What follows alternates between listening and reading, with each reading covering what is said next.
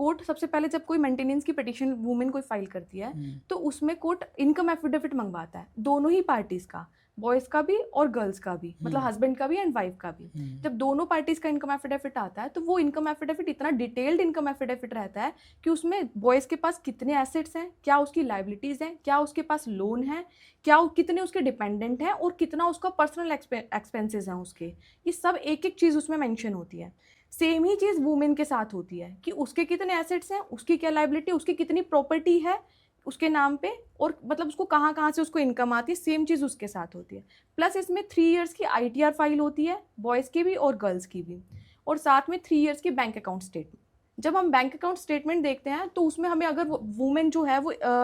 Job करती है तो उसकी जो सैलरी जो होती है वो अकाउंट में आती है, तो वो हमें वहाँ से शो हो जाता है, कोर्ट को शो हो जाता है। और ऐसे ही सिमिलर होता है बॉयज़ का। अगर मान लो बॉय की इनकम जो है वो 2 लाख पर मंथ है, बट वो कोर्ट में आके बोल रहा है कि मेरी तो सिर्फ 40,000 पर मंथ है, पर जब उसकी जो अकाउंट